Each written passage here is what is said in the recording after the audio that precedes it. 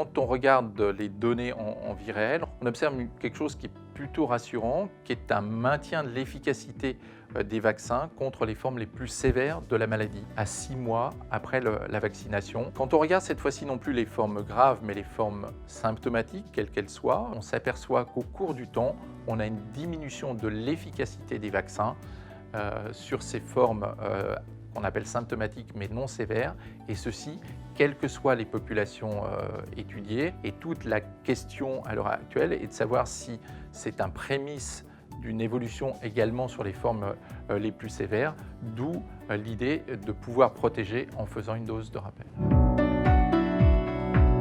Les gens les plus âgés, de plus de 65 ans, les gens qui ont des comorbidités qui les prédisposent à faire une forme grave de Covid-19 et les personnels de santé au sens large.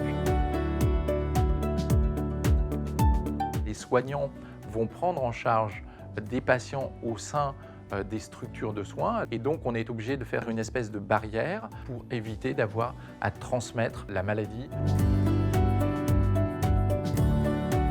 Actuellement, les personnes pour qui on propose cette dose de rappel sont les personnes qui ont reçu 2 doses de vaccin contre la Covid-19 avec les différents vaccins de Pfizer, de Moderna ou d'AstraZeneca. Point un petit peu particulier qui est le vaccin de Janssen qui se fait sous la forme d'une seule dose. Donc là, on aura simplement une deuxième dose. Reste la problématique des gens qui ont eu un antécédent de maladie Covid-19 pour lequel, à l'heure actuelle, la recommandation est de ne faire qu'une seule dose de vaccin. Les discussions sont en cours au sein de l'HAS pour savoir si ces personnes doivent bénéficier ou pas d'une dose de rappel.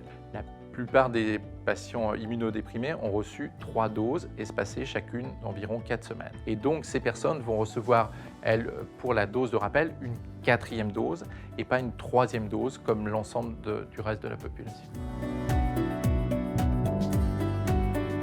Quand vous allez avoir cette dose de rappel, on voit que les anticorps neutralisants, ce qui va vous protéger contre la maladie, remontent de manière importante et surtout vont pouvoir neutraliser la souche initiale, la souche Wuhan qui est présente dans le vaccin, mais également les autres souches et celle qui nous pose problème actuellement, qui est la souche Delta. Cette dose de rappel va pouvoir contrôler mieux les quelques infections symptomatiques présentes chez les gens qui n'avaient reçu que 2 doses et va avoir aussi un impact chez les gens qui s'infectent malgré le fait qu'ils aient eu cette dose de rappel sur la réplication du virus. Ce qui conduit à avoir un bénéfice individuel, on va faire moins d'infections, et un bénéfice collectif, on va moins transmettre le virus.